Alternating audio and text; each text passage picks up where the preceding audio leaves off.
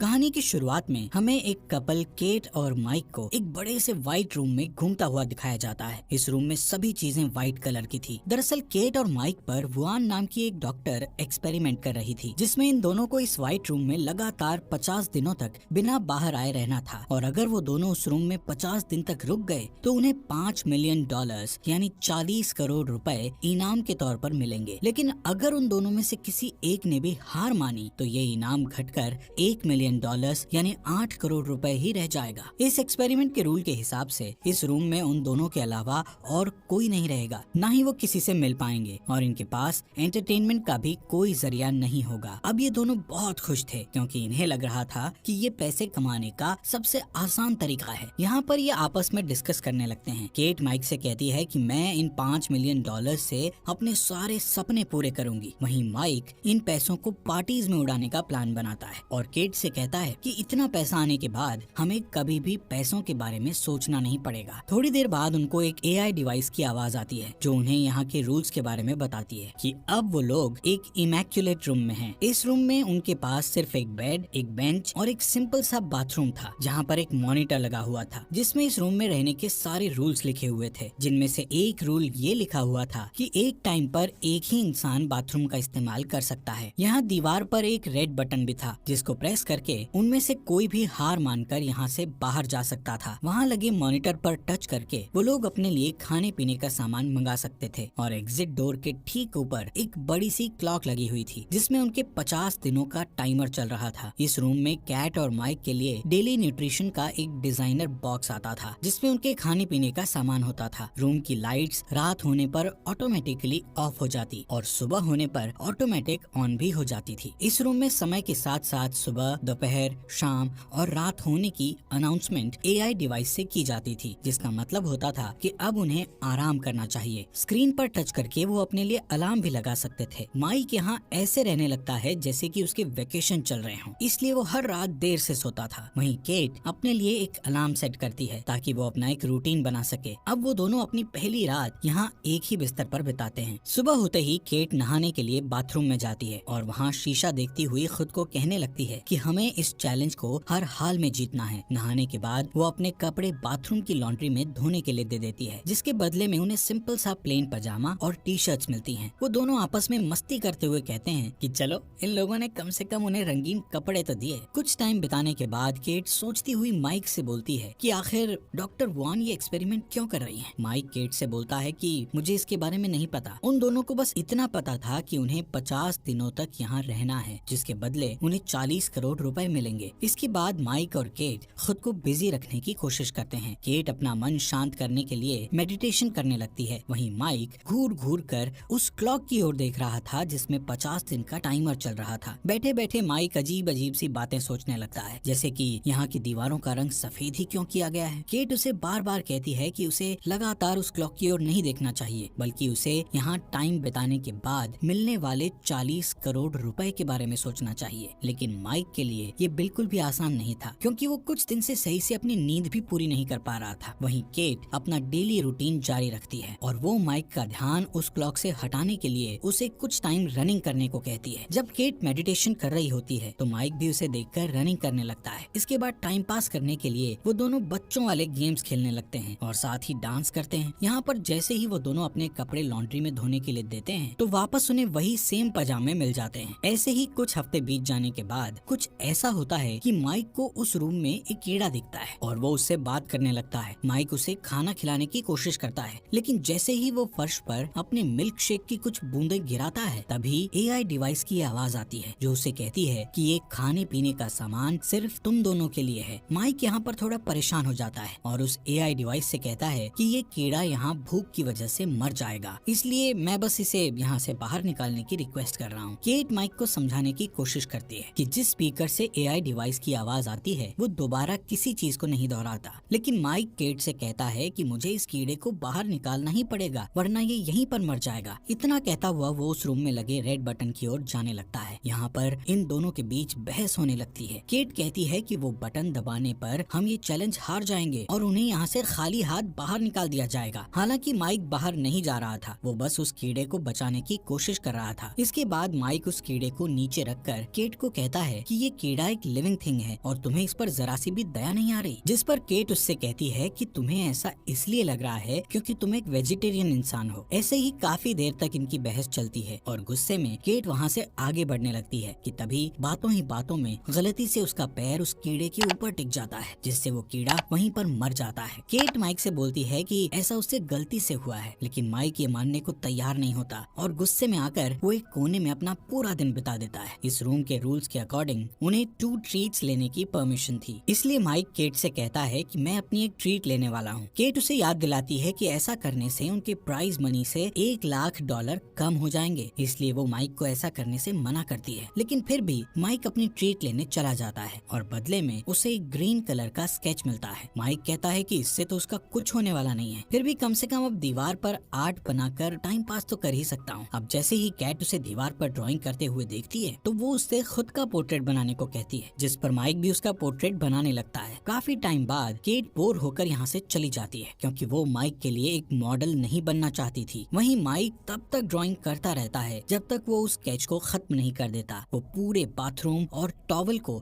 Green sketch से पूरा भर देता है। इस वजह से केट बहुत परेशान हो जाती है और माइक से अपने पहले के रूडली बिहेवियर के लिए सॉरी बोलती है। लेकिन यहाँ पर इन दोनों के लिए एक अच्छी बात ये थी कि अब 50 में से सिर्फ 20 दिन ही और बचे थे। ऐसे ही इनके इस रूम पे दिन बीतते जाते हैं और एक सुबह अचानक केट को बाथरूम में एक गन मिलती है। ये दोनों हैरान और परेशान हो जाते हैं कि ये गन आखिर यहाँ कैसे आई। बाथरूम से वो गन उठाकर ये दोनों बेड के नीचे फेंक कर उसे छुपा देते हैं क्योंकि AI डिवाइस ने उन्हें लॉन्ड्री में कपड़ों के अलावा और कोई चीज देने से सख्त मना किया था। कुछ दिनों बाद इन्हें कुछ रिवॉर्ड मिलता है जिसमें इनको एक फैमिली और फ्रेंड्स के मैसेज दिखाए जाते हैं। माइक अपनी सिस्टर का मैसेज देखता है जो उसे बताती है कि वो कैसी है और मॉम डैड कैसे हैं। अपनी बहन को देखकर माइक बहुत खुश होता है, लेकिन जब केट को उसके डैड का वीडियो मैसेज दिखाया जाता है तो उसके डैड कहते हैं कि अब वो रोड पर नहीं बल्कि एक शेल्टर में रह रहे हैं। केट उस वीडियो को रुकवाना चाहती थी, लेकिन उसके कई बार कहने पर भी वो वीडियो नहीं रुकता। तभी वो बाथरूम की ओर जाती है और वहाँ जोर जोर से रोने लगती है। माइक उसे चुप कराने की कोशिश करता है। इसके थोड़ी देर बाद वो दोनों एक साथ लिपट कर सो जाते हैं। अब जैसे ही सुबह अलार्म बजता है तो केट बेड से नहीं उठती क्योंकि वो डिप्रेशन में चली गई थी। जब माइक उससे ना उठने की वजह पूछता है तो वो उसे बताती है कि उसने अपने डैड को कई सालों बाद देखा था और वो हमेशा माइक से झूठ बोलती रही कि उसके डैड नहीं है क्योंकि वो अपने डैड को लेकर बहुत शर्मिंदा थी। वो माइक को बताती है कि उसके डैड बहुत ज्यादा ड्रिंक करते थे और उसके स्कूल की फीस भी नहीं भरते थे। माइक केट से कहता है कि अब हमारे इस रूम में 50 दिन पूरे होने में सिर्फ 2 ही हफ्ते बचे हैं, लेकिन केट अभी भी बेड पर ही पड़ी हुई थी। माइक उसे एंटरटेन करने के लिए नए नए तरीके आजमाता है, लेकिन इससे कैट पर कोई असर नहीं होता और फिर वो खुद भी कैट के साथ बेड पर लेट जाता है, लेकिन इससे भी कैट को कोई फर्क नहीं पड़ रहा था। ये देखते हुए माइक जमीन पर जाकर लेट जाता है। नेक्स्ट डे माइक केट को उनकी बची हुई एक और ट्रीट लेने के लिए कहता है, लेकिन केट उसे ये कहकर मना कर देती है कि वो और पैसों को खोना नहीं चाहती, जिससे माइक फ्रस्ट्रेट हो जाता है क्योंकि उसे लगता है कि अब वो केट की मदद नहीं कर पाएगा। कि तभी केट बेड से उठती है और माइक से उसकी दूसरी ट्रीट मांगने के लिए कहती है, भले ही उनका $1 मिलियन का नुकसान हो जाए। तभी माइक दूसरी ट्रीट के लिए मॉनिटर पर टच करता है, जिससे उस रूम का डोर ओपन होता है और एक नेकेड लेडी रूम के अंदर आती है जिसका नाम साइमन होता है। उसको ऐसे नेकेड देखकर माइक हैरान हो जाता है। साइमन भी डॉक्टर वुआन के इस एक्सपेरिमेंट के बारे में कुछ नहीं जानती थी क्योंकि वो सिर्फ एक एक्ट्रेस थी जिसे इस काम के लिए पैसे दिए गए थे और वो पूरे महीने के लिए यहाँ बुक थी। साइमन को इस रूम में केट और माइक के साथ सिर्फ 24 घंटे ही गुजारने थे। केट माइक से कहती है कि वो अपनी टी शर्ट उतारकर साइमन को दे दे ताकि वो थोड़ा बहुत अपने आप को कवर कर सके। साइमन माइक की ड्राइंग को देखकर उसकी तारीफ करने लगती है, जिससे केट को और भी ज्यादा गुस्सा आता है। रात होने पर माइक उन दोनों लड़कियों को बेड पर सोने के लिए कहता है और खुद जमीन पर सो जाता है, जिसके बाद केट को इन दोनों की हरकतों से बहुत ज्यादा चिढ़ हो रही थी, इसलिए वो माइक को भी बेड पर सोने के लिए बुला लेती है और खुद इन दोनों के बीच में सो जाती है। यहाँ पर पूरी रात केट को चैन से नींद नहीं आती और सुबह जब वो उठती है तो वो देखती है कि साइमन बेड पर नहीं है। ये देखकर पर वो सोचती है कि शायद साइमन यहाँ से जा चुकी है, लेकिन दरअसल साइमन बाथरूम में थी और वहाँ वो बिना कपड़ों के नेकेड घूम रही थी। केट ये चीजें और झेल सकती थी, इसलिए वो शांत रहती है। इसके बाद वो तीनों रूम में यहाँ वहाँ डांस करना स्टार्ट कर देते हैं, एक दूसरे को किस करने लगते हैं। इससे माइक को इतना ज्यादा नशा चढ़ जाता है कि उसे हेलुसिनेशन होने लगते हैं। उसे अपने हर तरफ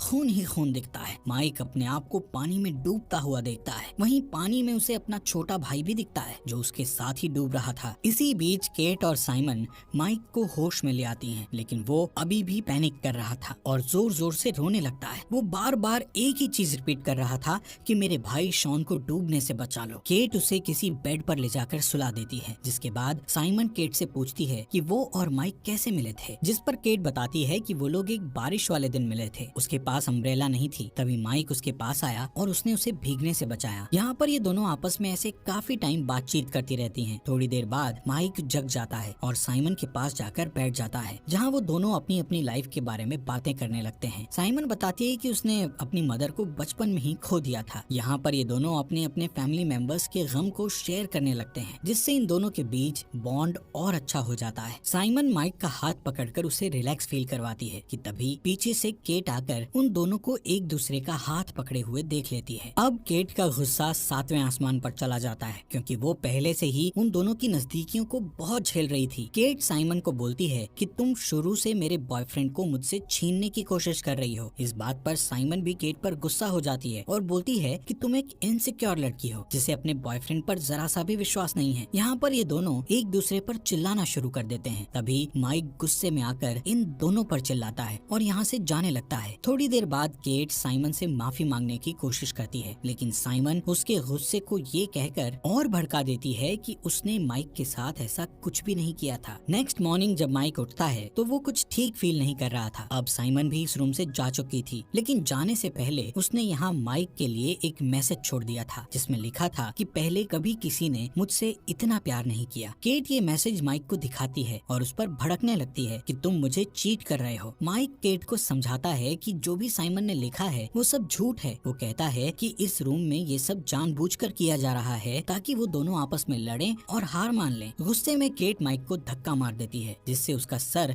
दीवार से टकरा जाता है और उसके सर से खून बहने लगता है। माइक केट से दूर चला जाता है और उसे कहता है कि उसने कभी भी उसे धोखा नहीं दिया, तब भी नहीं जब वो न्यूयॉर्क चली गई थी। वो हमेशा चाहता था कि केट कभी भी अनकंफर्टेबल फील ना करे, इसलिए उसने अपने कई सारे दोस्तों से मिलना छोड़ दिया। उसने अपने कॉलेज की पढ़ाई भी पूरी नहीं की ताकि वो केट के साथ घर पर रह सके। जब वो डिप्रेस थी तब भी वो उसके साथ था, और इन सब के बदले में उसे क्या मिला? बस उसका शक और नफरत। यहाँ पर केट माइक से माफी मांगती है कि मुझसे गुस्से में ऐसा हो गया। तभी माइक को बहुत अजीब सा फील होने लगता है। वो कहता है कि उसे डॉक्टर की जरूरत है। केट जल्दी से उसके लिए मिल्क शेक लाती है और एक टॉवल से उसके सर की चोट को कवर करती है, जिसके बाद वो माइक को कहती है कि उनके इस रूम के कॉन्ट्रैक्ट में मेडिकल रिसोर्सेज के बारे में नहीं लिखा। माइक ये सुनकर बिल्कुल भी विश्वास नहीं कर पाता कि वो केट से क्या सुन रहा है। वो केट से पूछता है कि क्या सच में तुम्हें मेरी इस चोट की चिंता है? दरअसल माइक की चोट काफी छोटी सी थी और धीरे धीरे उससे खून आना बंद भी हो जाता है, लेकिन माइक ये बात सोचकर बहुत परेशान होता है कि क्या होता अगर केट गुस्से में